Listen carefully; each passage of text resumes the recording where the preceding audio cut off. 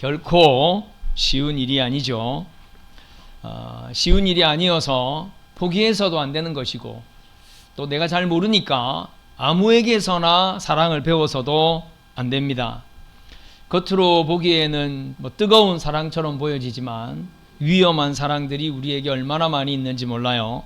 가짜 사랑, 변질된 사랑, 반드시 실패할 수밖에 없는 사랑, 이러한 사랑들이 우리 도처에 널려 있는 것 같습니다.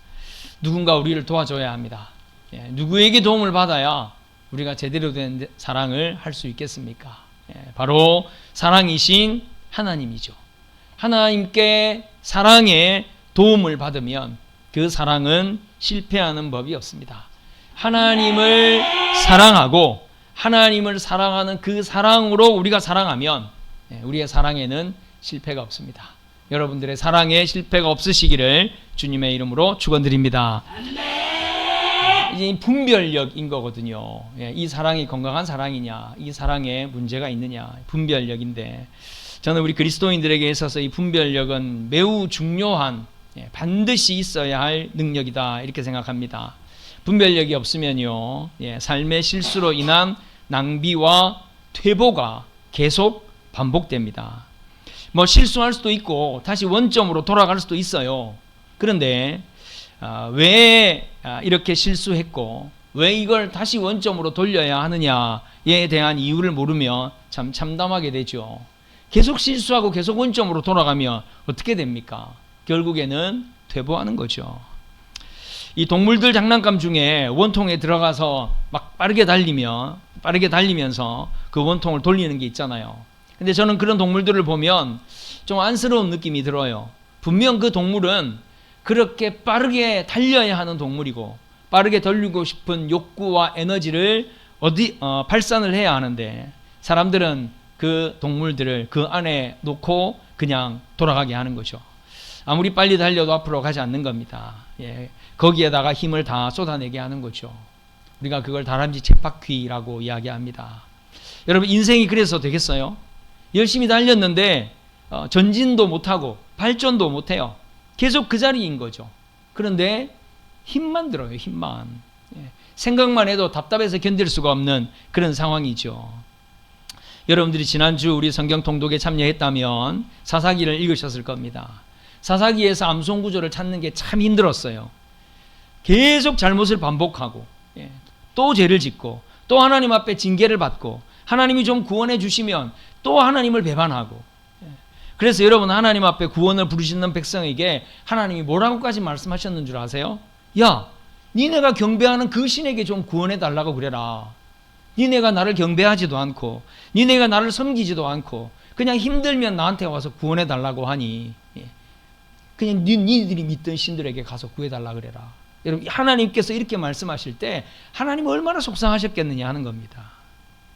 하나님을 변함없이 섬기고 하나님을 한결같이 사랑하고 사는 것, 여러분, 이게 어떻게 보면 좀 지루하고 불편하기도 하고 부담스럽고 힘들 수도 있어요. 그래서 반응도 없고 감동도 없는 짜릿한 현실적이고 세속적인 우상을 사람들이 섬긴다는 거죠. 그러다 보면 우리의 영혼은 변질되고 인간성은 무너져 버립니다. 세상이 대혼란에 빠져버린다는 거죠. 걷잡을 수 없는 혼돈으로 공황 상태에 빠지고 말아요. 지금 이 세상이 왜 이렇게 전쟁으로 끝없이 참 문제 해결을 하지 못하는 안타까운 가운데 있느냐. 결국 거기에 보면 저는 여러 가지 요인이 있겠습니다만은 중동 지역의 이슬람 혁명이에요. 여러분, 이 중동 지역 이라크나 아프가니스탄이나 그 이란도 사실 마찬가지예요. 그 이슬람 혁명이 일어나기 1970년 그 이전에는요, 미국 서양 사회 못지않게 얼마나 자유로웠는지 모릅니다. 다들 평등하게, 다들 공평한 세상에서 그들이 열심히 일하며 살았어요. 갑자기 이슬람 혁명이 일어나고 나니까 여자들은 다 히잡을 써야 되고 여자들과 어린이는 사회적인 아무런 가치도 없는 존재가 돼버리고, 남성들이 우월해서 그들이 가지고 있는 그 폭력적인 상황과 그들의 그 강함들이 결국은 세상을 흔들어버리는, 온 세상에 하나님이 주신 자유와 하나님이 주신 은혜와 그 평등과 공평이 무너져 버린 겁니다. 그것이 결국에는 나라와 나라 간의 전쟁이 되는 것이고, 또 인간을 인격을 말살하고 또 인권이 사라져버린 그 나라를 안타까워하는 나라들의 그 외침이 결국에는 전쟁으로 이렇게 발발되는 것이 아닌가. 이게 다는 아닐 수 있지만 제가 보기에는 그렇다는 거죠. 하나님의 은혜와 하나님의 법칙과 하나님의 질서에서 벗어나 버리니까 이런 대혼란의 세대가 생겨나고 대혼란한 상태가 돼버리는 거죠. 분별력을 잃어버린 세대는요, 분명 그렇게 혼란한 인생을 살다가 망할 수밖에 없어요. 분별력은 여러분 다른 데 있는 게 아닙니다. 인간을 지으신 하나님의 말씀 안에 인간의 온전한 삶의 분별력이 있는 것이고요. 하나님의 아들 예수 그리스도께서 내가 너희에게 성령을 부어주겠다 약속하셨고 그 성령님이 우리 안에 임하시지 않는 이상 거듭나고 새롭게 된 인간에게 분별력이라고 하는 건 생길 수가 없다는 것이요. 지난번에도 그런 말씀을 드렸습니다. 우리가 뭔가 열심히 하고 있을 때 순간순간 돌아보아야 한다고요. 이게 정말 하나님 영광을 드러내는 건가? 이게 정말 하나님을 기쁘시게 하는 건가? 내가 정말 잘하고 있는 건가? 한 번쯤 돌아봐야 한다는 거죠. 그렇게 돌아볼 때 우리에게 영적 분별력이 생겨요. 하나님을 바라보니까, 하나님 앞에 서니까 하나님께서 우리를 너무나도 사랑하셔서 우리로 하여금 깨닫게 하시고 또 바른 길로 가게 하시고 또 수정하게 하시는 그런 은혜가 우리에게 임하는 거죠. 이런 영적인 분별력이 우리로 하여금 지혜롭고 삶을 평안하게 만들어준다는 거죠. 여러분, 사탄은요, 우리가 올바른 분별력을 가지지 못하도록 우리로 하여금 혼란에 빠지도록 계속해서 우리를 유혹합니다. 이게 너에게 좀 더 유익한 거야. 너의 이익을, 너의 권리를 빼앗아가고 있는 이들을 가만히 놔둬서 되겠어? 그들을 누르고 네 권리를 찾아야지. 사단은 그렇게 계속 우리에게 분별력을 흐트러뜨린다는 사실이죠. 누군가를 딛고 무너뜨리고 올라서는 것을 정당화하는 겁니다. 이 유혹에 빠졌는데 어떻게 그 삶이 평안할 수 있겠습니까? 그리스도인의 분별력은 뭔가요? 딱 두 가지만 제가 여러분들에게 말씀을 드리면, 그리스도인은 맨 먼저 죄에 대한 분별력이 있어야 합니다. 이게 죄냐? 죄가 아니냐? 죄에 대한 분별력이 없으면 예수님께서 우리를 위하여 죽으신 그 십자가의 대속의 희생이 아무런 의미가 없게 되는 거죠. 예수님이 바로 그 죄 때문에 죽으셨는데 우리는 죄에 대한 분별력이 없이 그냥 자꾸 합리화하고 세상 사람들 다 그렇게 산다고 하면서 우리가 죄에 대한 분별력을 가지지 못하면, 그러면 참 이게 온전한 그리스도인으로 사는 삶이 아닌 거죠. 여러분, 성경은 법전이 아니잖아요. 여러분, 법전 보신 적 있나요? 헌법, 형법, 상법, 민법 뭐 이런 거. 저는 보니까 도대체 이걸 어떻게 외우고 사법고시를 치는지 모르겠어요. 성경은 법전이 아니에요. 모든 죄가 다 들어있는 건 아닙니다. 성경에 없는 죄 지으면 무죄입니까? 하나님 앞에 죄가 아니나요? 그래서 성령의 도우심이 필요한 거죠. 늘 깊이 묵상하고 늘 기도하고 늘 말씀 가운데 들어가는 것이요. 그리고 두 번째 우리가 가져야 하는 분별력은 이것이 하나님 앞에 영광이 되는가 하는 겁니다. 지금 나의 이 모습이, 내가 하는 일이, 내가 가진 이 마음이 하나님 앞에 영광이 되는가 하는 거예요. 우리 그리스도인들은요, 단지 죄만 안 짓고 살면 되는 존재가 아니에요. 하나님께 영광을 돌리는 존재가 돼야 됩니다. 하나님께서 주신 은혜에 응답하면서 하나님을 높여드리는 삶을 살아야 한다는 거죠. 오늘 본문은요, 예수님께서 이 분별력에 대한 굉장히 중요한 교훈을 우리에게 주고 계십니다. 인간적이고 이기적인 생각을 극복하고 죄를 짓지 않고 하나님께 영광을 돌릴 수 있는 그 분별력이 과연 무엇인지 오늘 이 말씀을 통해서 우리가 함께 살펴보고, 우리 그리스도인들이 어떻게 하면 웰빙 할 수 있을까? 어떻게 하면 여러분 들어보셨겠지만 어떻게 하면 웰다잉 할 수 있을까? 어떻게 하면 잘 살다가 잘 죽을 수 있을까? 여러분, 그게 우리의 삶의 분별력이 아니라 어떻게 죄를 극복하고 어떻게 하나님께 영광을 돌릴까? 이 분별력 여러분들이 가지셔서 정말 하나님을 기쁘시게 하고 여러분들의 삶에서 이 봄과 같은 새로운 생명들이 돋아나는 역사가 일어나시기를 주님의 이름으로 축원드립니다. 오늘 이 본문을 한번 보시자고요. 요한이 예수님께 아주 급하게 달려옵니다. 그리고 예수님께 뭐라고 말합니까? 예수님, 우리를 따르지 않는 어떤 사람이 당신의 이름으로, 예수님의 이름으로 귀신을 쫓는 걸 봤습니다. 그래서 우리가 보고 우리를 따르지 아니하니까 다시는 이렇게 하지 말라 금했습니다. 요한이 예수님께 와서 한 이야기죠. 요한이 지금 이 사람을 보고 왔는데 이 사람을 요한이 보기에는 절대로 이해할 수 없는 사람, 절대로 인정해 줄 수 없는 사람이었던 거죠. 예수님의 제자들과 함께 하지 않는 자예요. 예수님의 제자들과 함께 하지 않고 예수님이 움직일 때 함께 움직이지 않고 예수님 앞에 완벽하게 헌신하지 않고 예수님을 따르지 않는 자였죠. 그런데 이 사람이 예수님의 이름으로 귀신을 쫓는 거예요. 나사렛 예수의 이름으로 명하노니 더러운 귀신아 물러가라. 그런데 어떻게 됐겠어요? 귀신이 떠나간 거예요. 그러니까 요한이 보고 아니 도대체 너 뭐 하는 거냐? 너 우리 따르지도 않으면서 왜 우리 선생님의 이름으로 이 일을 하느냐? 여기에 분명히 보면 우리를 따르지 않는 어떤 자라고 그랬어요. 한 사람입니다. 그런데 우리가 보고 우리를 따르지 않기 때문에 금했다 그랬어요. 예수님의 제자들은 여러 명이 한 사람을 향해서 제자의 다수가 그 사람에게 금지시킨 거예요. 이거 하지 마라. 왜 하지 말라 그랬겠어요? 이건 우리의 전매 특허다. 이 저작권은 우리에게 있다. 하지 마라. 그런 거죠. 금방 저작권에 대해서 말씀을 드렸는데 여러분 전 세계에서 가장 혹독한 저작권의 그 실수나 잘못에 대한 대가를 치러야 하는 기업이 있어요. 들어보셨는지 모르겠지만 제가 이렇게 말씀드리는 게 뭔가 좀 문제가 생길지도 모르겠지만 디즈니입니다. 디즈니. 저도 아주 어렸을 적부터 이 디즈니에 나오는 캐릭터들을 보면서 만화 영화를 보면서 자랐어요. 그런데 왜 디즈니가 그렇게 저작권에 대해서 혹독하고 가혹할까요? 저는 그게 좀 불만인 거죠. 저작권이 있기 이전에 디즈니라고 하는 그 사업체, 디즈니가 하고 있는 문화적인 여러 가지 활동들이 여러분 어떻게 전해졌다고 생각하십니까? 사람들이 그 캐릭터 옷에 막 찍어서 사람들이 옷 입히고 야 그 캐릭터 이쁘다 그거 뭐냐? 아 이거 디즈니 캐릭터야. 사람들이 막 그림을 그려가지고 사람들에게 막 나눠주고 야 그거 뭐야? 텔레비전에 나오는 디즈니에서 나오는 캐릭터야. 여러분 그래서 디즈니가 그만큼 사람들에게 인지도가 생기지 않았겠어요? 물론 그렇다고 저작권을 위반해도 된다 그런 이야기가 아니에요. 그렇게 사람들의 입소문과 사람들의 관심과 사람들의 다양한 삶 속에서의 그 디즈니의 캐릭터가 결국은 디즈니를 그렇게 거대한 기업이 되게 하지 않았겠느냐 하는 겁니다. 그런데 이제는 못하게 하는 것이요. 조금만 닮은 캐릭터를 옷에만 박아도요.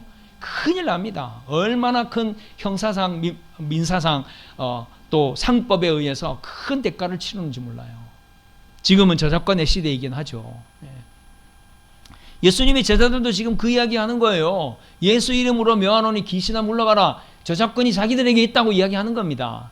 예수님을 따르는 자들에게만, 예수님에게 전폭적으로 헌신한 자들에게만 저작권이 있는데 쟤는 우리를 따르지도 않으면서 함부로 우리 예수님 이름으로 귀신을 쫓아 희생과 섬김이 없이 알토란만 취하고 있다고 생각한 거죠. 저는 생각해 봤습니다. 도대체 이 사람은 어떤 사람일까?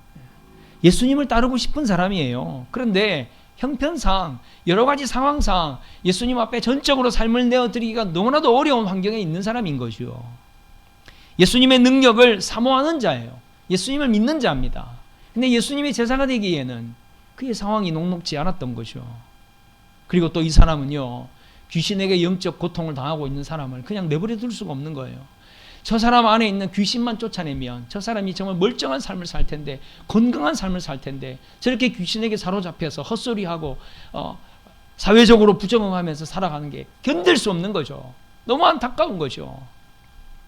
그래서 그 사람에게 자기가 믿는 예수 그리스도의 이름으로 귀신을 쫓아내준 것 아니겠습니까? 저는 어렸을 적에 이렇게 기도원을 많이 갔어요. 기도원에 가보면 막 이렇게 정말 이상한 소리하고 정말 보기에도 귀신 들린 것 같은 사람들 이렇게 막 주변에 누구 가족들이 뭐 지인들이 이렇게 막 데리고 옵니다. 기도원에 와서 기도하면 귀신 나갈까 봐. 그런데요, 제가 한번 봤어요. 어느 분이 이렇게 쓱 지나가다가 그 사람을 향해서 사탄아 물러가라 막 이러는 거예요. 그래서 제가 그걸 이렇게 봤죠. 이렇게 봤는데 사탄아 물러가라고 하면서 뭐라고 얘기를 하느냐면, 너 내가 누군 줄 알아? 내가 귀신을 얼마나 많이 쫓아냈는 줄 알아? 내가 얼마나 능력이 있는 줄 알아? 귀신아 물러가라. 물러갔겠어요? 안 물러갔겠어요? 안 물러가죠. 너 내가 누군 줄 알아? 내가 얼마나 많이 귀신 쫓았는 줄 알아? 귀신아 물러가. 이런다고 나가겠어요, 귀신이? 오늘 이 사람은 그렇게 안 했어요. 너 내가 누군 줄 알아? 그러고 쫓아냈다 그랬습니까? 아니잖아요. 예수님의 이름을 의탁해서 예수님의 이름으로 쫓아냈다 그랬어요. 역사가 일어났다 그랬습니다. 제자들은요, 자기들은 못했잖아요. 자기들은 귀신을 못 쫓아냈던 그런 아픔이 있잖아요. 그런데 이 사람이 예수님 입으로 쫓아내니까 이거 보기 싫은 거죠. 모두가 다 똑같은 방식으로 헌신, 충성, 봉사할 수는 없어요. 자신에게 가장 적합한 섬김과 충성이 있다고 생각합니다. 그렇다고 제자들의 전적인 헌신을 표명하는 건 아니에요. 여기에서 우리는 여러 가지의 사건들이 좀 오버랩됩니다. 마르다의 사건, 마리아와 마르다. 마르다가 예수님을 초청했어요. 자기가 직접 나가서 예수님 모시고 왔습니다. 예수님에게 드릴 음식을 준비하고 있었어요. 근데 마리아는 집에만 가만히 있다가 예수님 하니까 예수님 어서 오세요. 그리고 예수님 앞에 앉아서 예수님 말씀 듣고 있는 거죠. 마르다가 얼마나 답답했겠어요. 나는 음식 하느라 고생하고 있는데 나 혼자서 다 수고하고 쟤는 그냥 좋은 것만 다 빼먹으려고 하네. 예수님 좀 얘기해 주세요. 같이 좀 일하라고. 예수님께서 마르다에 뻘떡 일어나서 언니 도와줘라. 그랬나요? 아니거든요. 그렇다고 해서 이 마르다의 헌신과 마르다의 섬김이 폄훼되어서는 안 되잖아요. 탕자의 비유에서도 비슷한 내용이 나오지 않습니까? 이 작은 아들은 아버지의 재산 받아다가 아버지의 유산은요, 그 당시에는 100% 장자에게 돌아가게 돼 있어요. 그런데 이 둘째 아들이 그거 절반 가져다가 다 허랑방탕해서 다 날려버리고 그리고 거짓골로 해서 왔잖아요. 근데 아버지는 어떻게 합니까? 가락지 끼우고 옷을 입히고 씻기고 이 아이를 위해서 잔치를 열잖아요. 제가 큰아들이었어도 그랬을 것 같아요. 아버지, 제가 아버지한테 불순종한 적 있습니까? 아버지가 뭘 하라고 하면 단 한 번도 아니요 한 적 없이 한 번도 시간 어기지 않고 다 순종했습니다. 그런데 저한테는 염소 새끼 한 마리 잡아준 적 있습니까? 제 친구들 한번 초청해가지고 이렇게 음식 나눠주면서 좀 제가 좀 어깨 힘들어가게 해주신 적 한 번이라도 있습니까? 큰아들의 심정 우리 이해가 되지 않나요? 그때 아버지는 그러죠. 그렇다. 그런데 이 집에 있는 모든 것이 네 것이 아니냐. 이 모든 것이 다 네 것이 아니냐. 오늘 요한은 딱 그런 심정이었던 것 같아요. 예수님의 제자들이 딱 그런 심정이었던 것 같습니다. 자기들이 예수님을 따르기 위해 얼마나 많은 걸 헌신했어요. 그런데 함께 따르지 않는 자가 자기들도 못하는 예수의 이름으로 귀신을 쫓아내니 얼마나 속이 상하고 질투가 났겠습니까? 우리 안에 이러한 마음들이 있는 것은 아닌가. 고생은 나만 하고 힘든 일은 나만 하고 저 사람은 좋은 것만 쏙쏙 빼먹네. 여러분 그럴 때 얼마나 속상한지 몰라요. 저도 그런 마음 많이 가졌던 적이 있습니다. 여기에 예수님의 대답이 어떻습니까? 예수께서 이르시되 금하지 말라.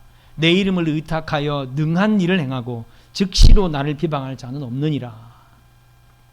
이 사람이 귀신을 쫓아낸 이 사람이 예수님을 비난하는 사람이 아니라는 것을 예수님이 잘 아셨어요. 지금 그 사람에게는 누군가의 위로가 필요하고 누군가 그를 인정해주고 누군가 그와 함께 하는 것이 필요한 사람이었다고 예수님 말씀하시는 것이요. 왜 그를 금지하지 말라 하셨을까요? 여러분 귀신을 쫓아내는 것이 얼마나 대단한 사역입니까?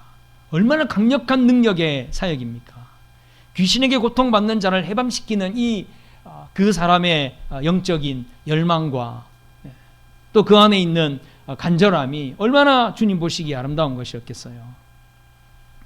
또 예수님이 어떻게 모든 사람들의 귀신을 다 또 내쫓으시겠습니까? 그러니 예수님이 하시는 일을 예수님의 이름으로 누군가가 하는 거지요. 예수님의 이름을 의탁하는 것, 이것이 정말 중요하다는 것을 지금 예수님께서 가르쳐주고 계십니다. 아마 제자들이 자기들도 그런 능력을 행하고 싶었겠죠. 근데 왜 그 능력이 나타나지 않았는지 오늘 여기서 발견하게 되는 겁니다. 예수님을 의탁해야죠. 예수님의 이름이 높아져야죠. 자기의 영광이 아니라 자기를 위해서가 아니라 예수님이 영광을 받으시는 그런 마음과 그런 믿음과 그런 모습으로 능력을 행했어야 한다는 겁니다. 예수님의 이름에 얼마나 큰 권능과 능력이 있는가를 우리는 오늘 이 본문을 통해서 발견하게 돼요. 여러분들은 예수님의 이름을 얼마나 많이 사용하십니까? 예수님의 이름을 가장 많이 사용할 수 있는 방법을 가르쳐 드릴게요. 예수님의 이름을 가장 많이 사용하려면 기도를 많이 하세요. 순간순간 기도하세요. 저는 미국 사람들은 간혹 보면 예수님의 이름으로 기도합니다 빼먹는 사람들이 많더라고요. 그 사람들은 제가 볼 때 인격적인 신앙은 아니에요. 그렇지만 미국 사람들도 예수님의 이름으로 기도하는 자들이 많이 있어요. 우리가 기도할 때 예수님의 이름으로 기도하잖아요. 여러분이 누군가에게 축복할 때도 예수님의 이름으로 축복하시면 돼요. 또 누군가 약간 사단의 세력에 휩쓸려 있을 때, 누군가 이거 분명히 이건 아닌 것 같다고 생각할 때 여러분들이 뭘로 그걸 물리치겠습니까? 예수님의 이름의 권능으로 물리치는 거죠. 기도하시라는 이야기예요. 기도하는 거예요. 예수님의 이름으로 기도하니까 기도하면 되는 거예요. 예수님은요, 이런 자들이 예수님을 비방할 리가 없다 이렇게 말씀하시는 거죠. 이 부분이 가장 중요한 핵심이라고 말씀을 드렸습니다. 예수님을 비방하는 자들은 죄사함과 구원을 거부하는 자들인 거죠. 예수님의 이름의 권세를 보면 예수님을 경외할 수밖에 없어요. 하나님은 인격적이셔서 다양한 방법으로 역사하십니다. 이 사람과 저 사람에게 다른 방식으로 임하실 수도 있어요.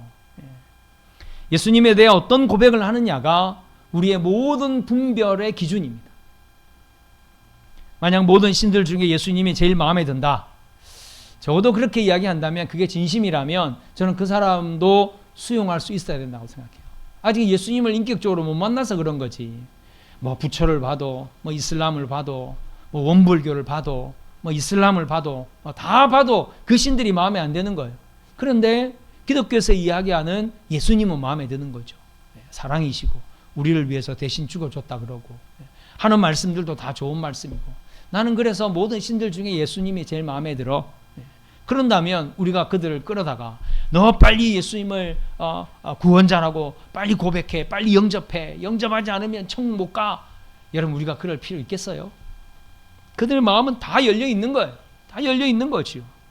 오히려 누군가 강요하고 누군가 반강제적으로 협박하면 오히려 그들의 마음의 문이 닫힐 수 있지 않겠냐는 겁니다.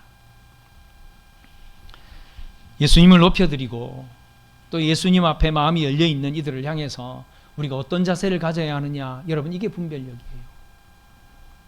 마지막으로 예수님께서 말씀하시죠. 우리를 반대하지 않는 자는 우리를 위하는 자다.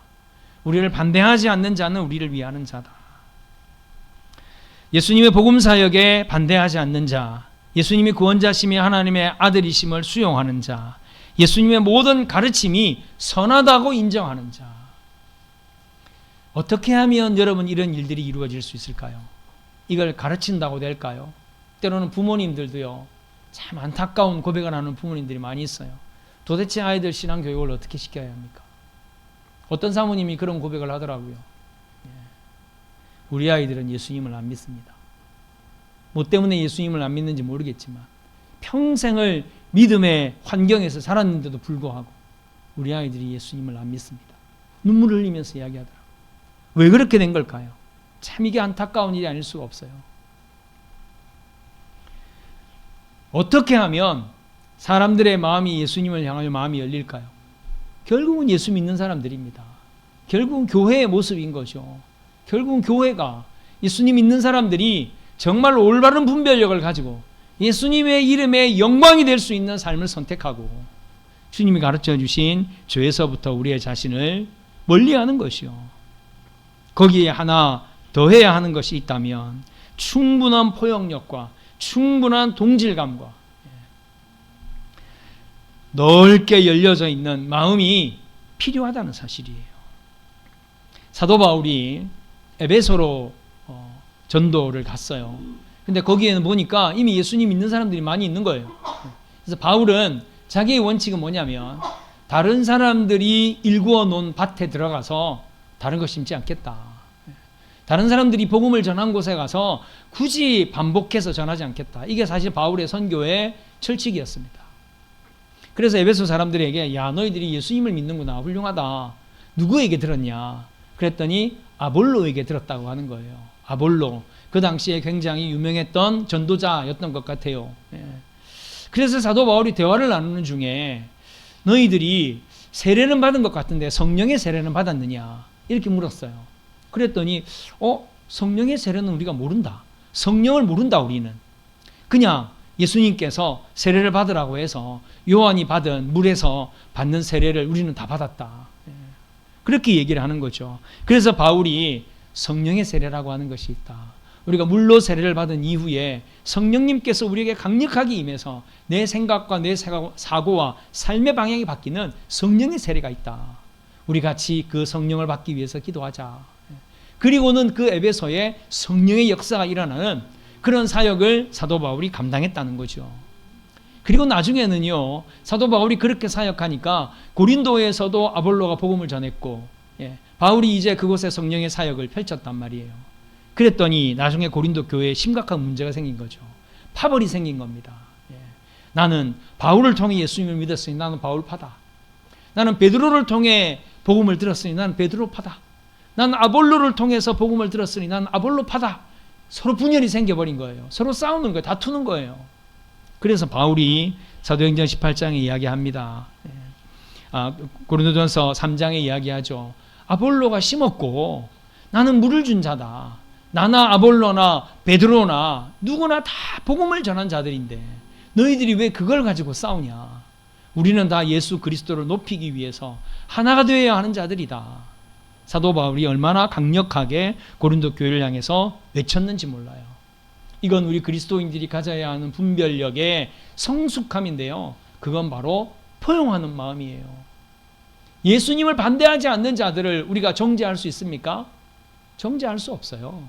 우리는 다 다릅니다. 우리의 삶의 모습들이나 우리가 또 관심을 가지는 내용들이 다 다릅니다. 그런데 다 예수 믿는 사람들이에요. 예수를 믿는 사람들이라면 우리가 더 하나가 되기 위하여 최선을 다해야지. 서로를 공격하고 서로를 비난하고 싸우고 다퉈서 찢어지고 분열되면 결국 이것 때문에 수많은 사람들이 예수 그리스도에 대한 마음들이 점점 다칠 수밖에 없다는 것이요. 조금만 나와 달라도 틀렸다고 여기는 세상이죠. 그들의 창의성과 다름이 곧 발전이라는 사실을 우리가 좀 고백할 수 있어야 합니다.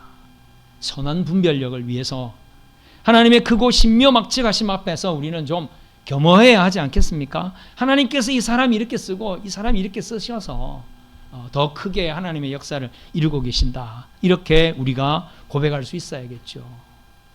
여러분 그렇지만요. 이 설교에서 여러분들이 혼동을 하시면 안 돼요. 이단은 다르다는 사실이에요. 이단은 틀리다는 사실입니다. 이단의 주된 전략은 뭡니까? 예수 믿는 사람들을 도적질해 가는 거예요. 이단에 빠진 사람치고 신앙생활을 한번 안 해본 사람이 없어요. 신앙생활을 하면서 도대체 무엇 때문에 그들이 이단에 빠지는 걸까? 제가 여러분들에게 제가 발견한 해답을 말씀을 드리자면 조금 전에 여러분들에게 말씀드렸던 영적인 분별력에 대해서 삶에 쌓여져 있는 내공이 없는 거예요. 평소의 삶에서 하나님이 기뻐하시는 게 뭘까? 무엇이 죄일까? 내가 어떤 포용력을 가지고 어떤 분별력을 가지고 이들을 품고 또 이들과 함께 하나님의 나라를 이루어 나갈까? 이러한 영적인 분별력의 평소의 삶에서 갈고 닦여 있는 내공이 없으니까 이단이 이상한 소리 하면 팍팍 넘어가는 거예요. 대단한 것처럼 사람들이 이렇게 넘어간다는 겁니다. 알량한 인간의 이성과 지식으로 하나님의 말씀 함부로 판단하고 부정하고 순종하지 않으려 할 때 분별력이 무너지는 거죠. 여러분 신천지 이야기 들어보셨잖아요. 그 부모가 하는 말 안 듣고 막 괴성을 지르고 온 집안을 풍비박산을 만들고 그래서 물어보니까 너 도대체 왜 이러냐. 그러니까 그들이 하는 이야기가 뭐였냐면 엄마 아빠 지옥 갈까 봐 그랬다는 거예요. 엄마 아빠 지옥 안 가게 하려고 온 집안 풍비박산 만들고 가정을 다 깨트려 버렸다는 것이요. 여러분 그게 말이 되는 이야기냐고요. 그게 이단이 하는 방법입니다. 하나님의 말씀에 선함을 믿고 예수 그리스도의 이름의 권세를 믿고 신실한 영적 분별력을 가진 성도로 살아가지 않으면 우리의 믿음이 성장하지 않아요. 우리의 믿음이 발전하지 않습니다. 다람쥐 쳇바퀴 같은 신앙생활을 하게 된다는 거죠. 우리는 좀 더 인정해주고 품어주고 세워졌으면 좋겠어요. 그리고 오직 예수 그리스도만 높아지게 하시길 원하는 그런 마음을 가졌으면 좋겠어요. 내가 당신을 높이는 것도 주님을 위해서고 내가 뭔가 능력을 가진 것도 주님의 은혜이고 그렇게 우리가 고백한다면 이런 이들이 서로 하나가 되는 거예요. 이런 이들이 서로 뭉치게 되는 거죠. 그리고 이런 이들이 하나가 되어서 하나님의 영광이 나타나는 것이고 하나님의 위대한 권세와 능력이 나타나게 된다는 사실입니다. 저는 우리 강원중앙교회 모든 성도님들이, 여러분들이, 이 땅에 있는 모든 그리스도인들이 오늘 이 말씀을 기억하고 정말 예수님께서 그들을 품어라, 그들을 인정해라, 그들과 함께해라 하신 그 분별력을 가져서 더 건강한 하나님의 나라가 이루어지고 더 강력하게 복음이 전해지는 역사가 일어나시기를 주님의 이름으로 축원드립니다.